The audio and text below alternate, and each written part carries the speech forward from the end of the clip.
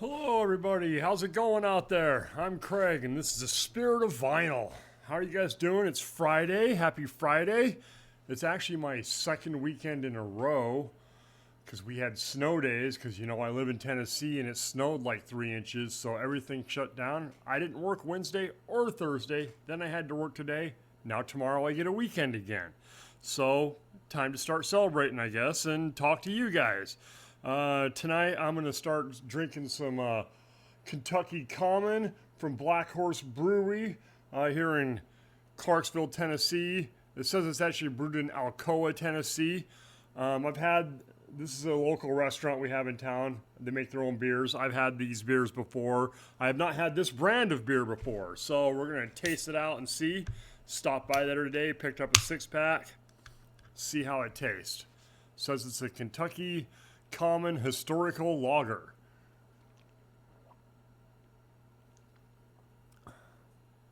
That's pretty damn good. Pretty damn good. Love these local microbrews. All right. So today, I was actually thinking about, is there such a thing as a perfect album? Is it an album that's perfect from start to finish? And I started thinking, yeah, there's a whole bunch of them, right? I mean, honestly, there's a whole bunch of perfect albums of all different kinds of genres and everything else. So I picked 10 or 11 to show that what I think are perfect albums from start to finish. And you can agree or disagree or whatever you want to do. So I'll go ahead and start here. I am going to start with the 1976 debut by the band Boston. Is this a perfect record? Is this a perfect album from start to finish? Well, let's check out these tracks on here. Let's see here. Side 1, More Than a Feelin', Peace of Mind, Foreplay Long Time. Side 2, Rock and Roll Band, Smokin', Hitchin' a Ride, Something About You, and Let Me Take You Home Tonight. All those songs seem like radio hits. This album was huge. Here's a picture of the band on the back. There's the label right there. Epic Records. I didn't go through and look at numbers of what these albums sold. These are just my opinions, but I do believe this is a perfect album. And one reason I do is because this album came out in 1976. So at that point in time, I'm just a kid. And I got into this, me and my buddies, feel like it would always been around because, 76, that means I would have been I don't know, 7 when this album came out. So by the time I'm into music, when I'm 12 or 13 or whatever, this album's being played. All my friends dug it. We were a bunch of teenage metalheads. We still love this record. So that's got to be said something about crossing genres and time and everything else. So to me, this is a perfect record. All my friends in high school, we used to just jam the hell out of this album all the time. Had it on cassette back in the day. So yeah, to me, Boston is a perfect record. All right.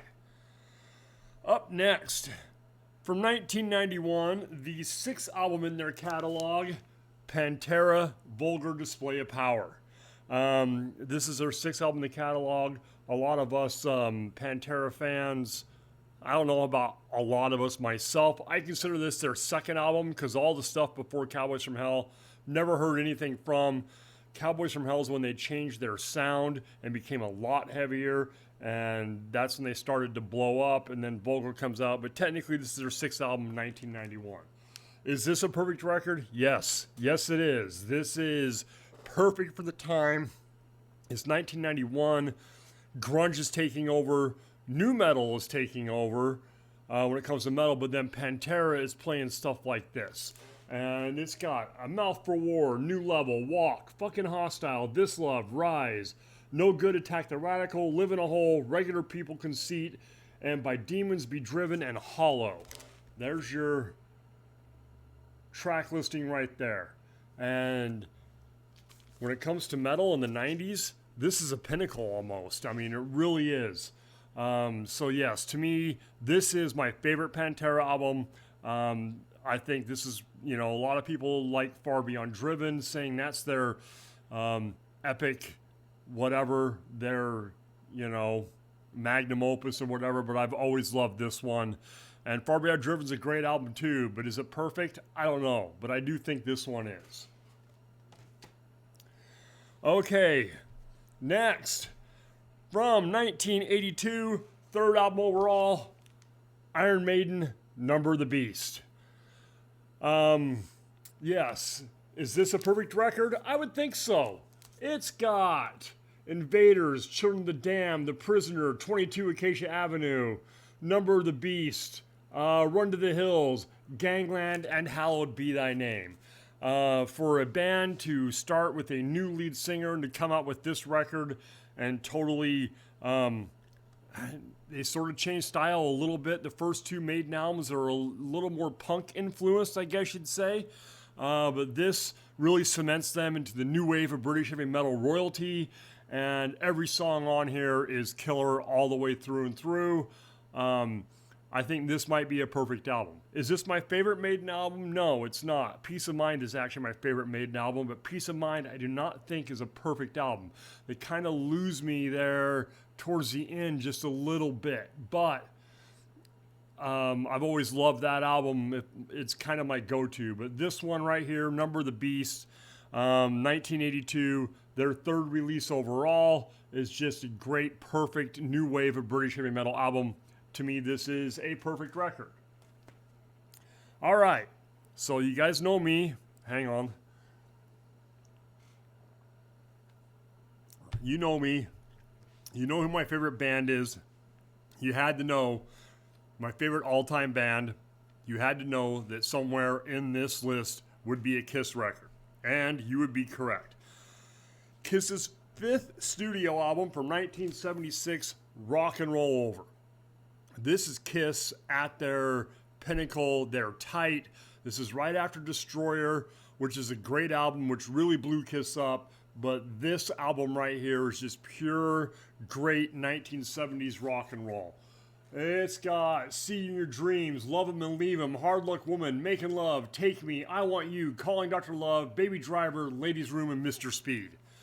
As a Kiss fan, that track listing is unbelievable.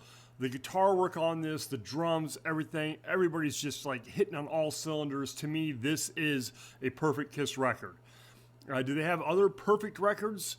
Yeah, probably a couple I could come up with that I would say are perfect albums from start to finish. You know me, I love Kiss, so I'm a little biased, but out of the first 6 studio albums, to me, this is the greatest one of the 6. Even though Love Gun is my favorite, because Love Gun was my introduction to Kiss, I would say this one, I mean, is far superior when it comes to songwriting and just music all the way around. So to me, this is a perfect record. This is a perfect Kiss record. All right. Well, let's follow Kiss up with my second favorite band, if you haven't figured out who that is yet. Megadeth, 5th overall, 1982, Countdown to Extinction. Bet you thought I was going to say Rust in Peace, right? No. To me, this is my favorite Megadeth album. This is a perfect album. Unfortunately, I only have it on an unofficial press, so I'm hoping for represses sooner or later. But this has Skin of My Teeth, Symphony of Destruction, Architecture of Aggression, Foreclosure of Dreams, Sweating Bullets, This Was My Life, Countdown to Extinction, High Speed Dirt, Psychotron, Captive Honor, and Ashes in Your Mouth. Just great thrash. This is the second album with what is considered the classic Megadeth lineup with Marty Friedman and Nick Menza and Dave Epfelson and Dave Mustaine. You know, they did Rust in Peace before this. They do Euthanasia after that. This is right in the middle. They are firing on all cylinders. I know Rust in Peace is considered a thrash classic. This album, this was a little more mainstream than Rust in Peace. Really brought Megadeth to the masses. Every song on here is a banger all the way through. This is a perfect record. All right, we're going to go back in time a little bit. Their 8th album from 1973, Pink Floyd, Dark Side of the Moon. This album has sold millions and millions and millions of copies, obviously. We all know this. I have a Japanese pressing, by the way. What can be said about Dark Side of the Moon? It's perfect all the way through. It's It's experimental sounding, it's psychedelic, but it's very cool rock and roll. It's great songs like Money and stuff like that on there. Bunch of hits, sold a bunch of copies. This is a perfect record. It really is. I'm going to open it up so we can take a look at the inside of this.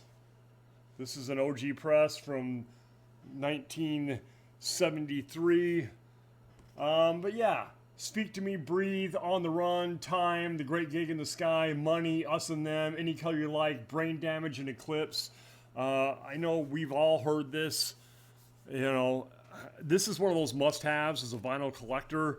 It's an album that every person who collects vinyl should own, whether you're a fan of this band or not. Is this my favorite Pink Floyd album? That's hard to say. I really do love The Wall and Wish You Were Here, which I kind of discussed last week a little bit.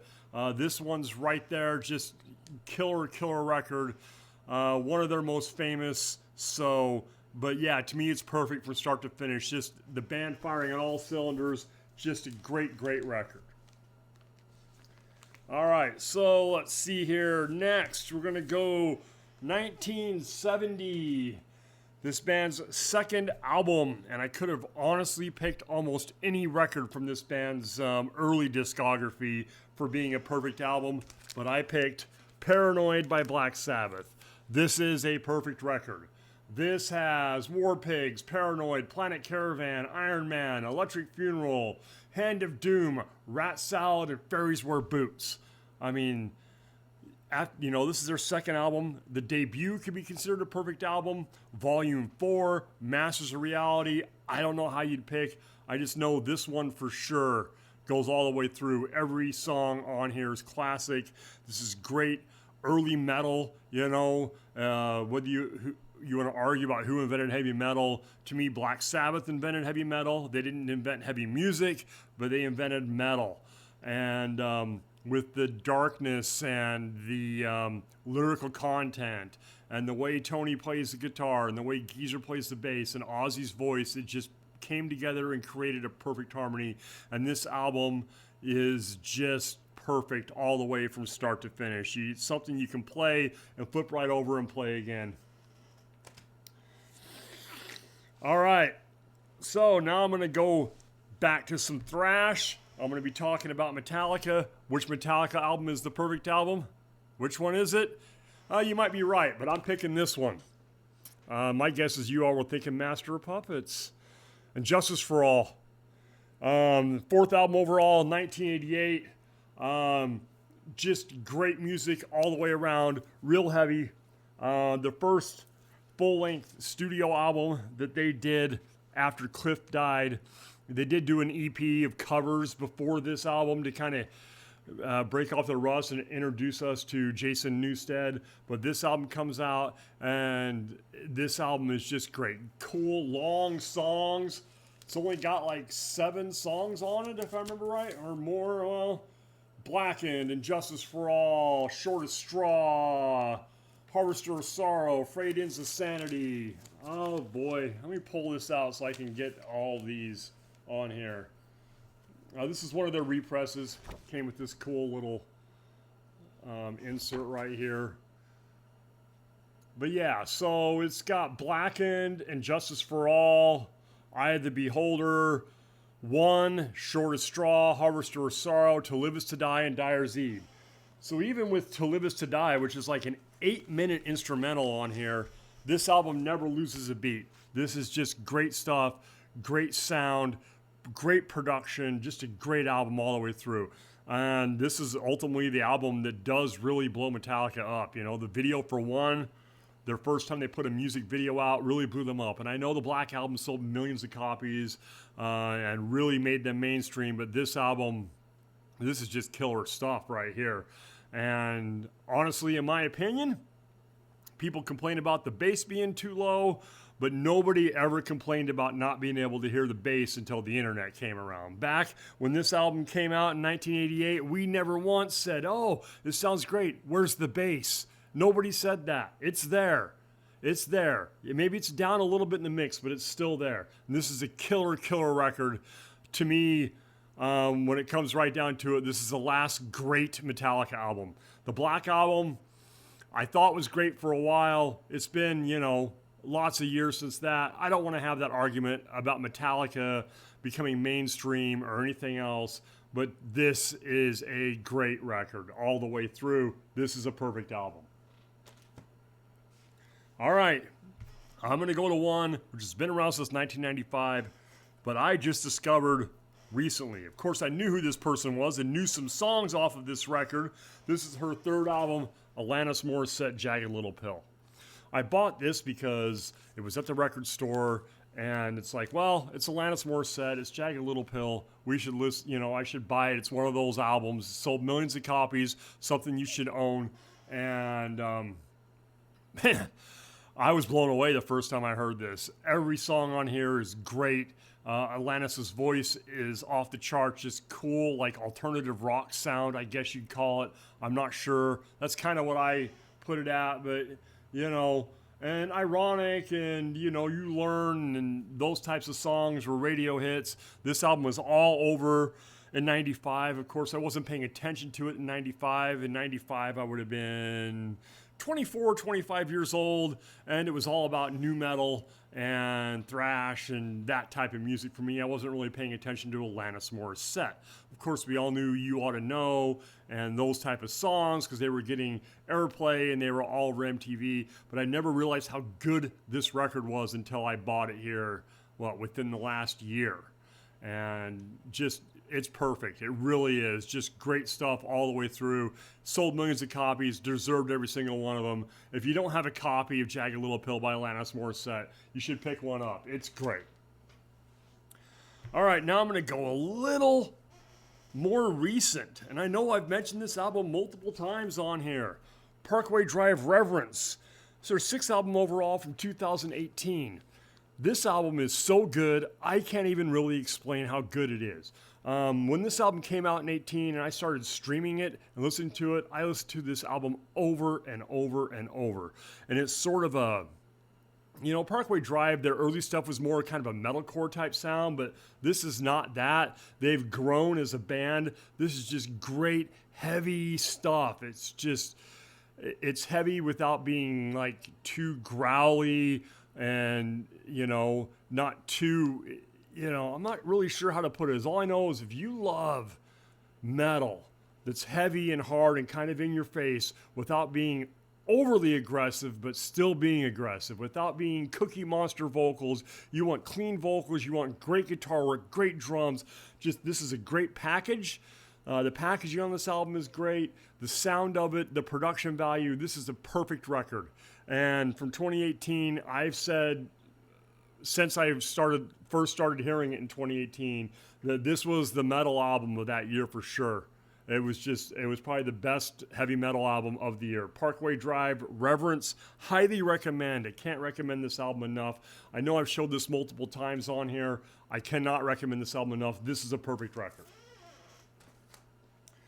All right, we're going back to the 80s. Slayer, Rain and Blood. Their third album overall from 1986. This is 35 minutes of pure in-your-face thrash, early thrash sounds, Slayer being Slayer, Angel of Death, and just on and on, piece by piece, Necrophobic, Altar of Sacrifice, Jesus Saves, that's just side one. This album is 34 minutes and change, if I remember correctly, and it is just perfect, in-your-face, just face-melting thrash metal. When I had this back in the day, back in 86 when this came out, we had it on cassette, and it was on one side of the cassette, and you flip it over, and the other side of the cassette was just the whole album again. That's how short the album is. And you would always have to listen to it twice. It was just so damn good. It's just so fucking good. This is one of the greatest thrash albums of all time. This is probably the greatest thrash album of all time. And it's a perfect record all the way through. You like thrash, you can't argue with the fact that Slayer's Rain and Blood is the perfect album. All right, one more. Going back, 1979, AC/DC, Highway to Hell. This is their sixth overall or fifth overall, depending on Australian, international. You get with AC/DC, there's two different versions of Dirty Deeds. There's two different versions of High Voltage. You're looking at the order of their albums or whatever. So it says this is their 6th or 5th overall. It's from 1979. This is the last album with Bon Scott. They had hit it perfect. Every song on this record is great. This is a great bluesy hard rock record. It sold a lot and it really blew AC/DC up to worldwide recognition. And then Bon dies, which is unfortunate. And I want to say the anniversary of Bon's death was just this week. So this is a perfect way to end the perfect album thread here. It's not really a thread. That's just what I said. If you guys want to make this a thread and show me your perfect albums, you go right ahead. 1979, AC/DC, Highway to Hell. I loved this record. You know, by the time I got into AC/DC, it was the 80s. Bon was already long gone. Back in Black, Flick of the Switch was out. I want to say when I got into AC/DC, Flick of the Switch was, or For Those About to Rock was probably the album that was actually out at the time. But went back and listened to that. I've always loved this. I love the bass on this record, the guitar work, Bon's vocals, songs like Night Prowler, Highway to Hell, and, Get It Hot and Love Hungry Man. All of these songs are just so good. Just a great, great record all the way through. AC/DC's Highway to Hell. Is this a perfect record? I would say yes. And that's all I've got to show you for today. I could have kept going with this because, when you got as many records as we have, you can come up with multiple records that you think are perfect albums. That's just a list I have. Let's say what I do, 11 of them. That was just some I decided to pull out today when I was thinking about what's a perfect album, and these are the ones that came off the top of my head. And I could have went more, there's punk albums, there's all kinds from all different genres. Perfect albums that from start to finish are just great. So let me know what you think, if you agree with these or not, or whatever. Let me know what you think, what your favorite perfect album is, or whatever. I appreciate you guys all watching. I hope you guys all have a great weekend. Thanks a bunch to everybody out there, and I will talk to you all sometime next week probably. All right, have a good one, guys.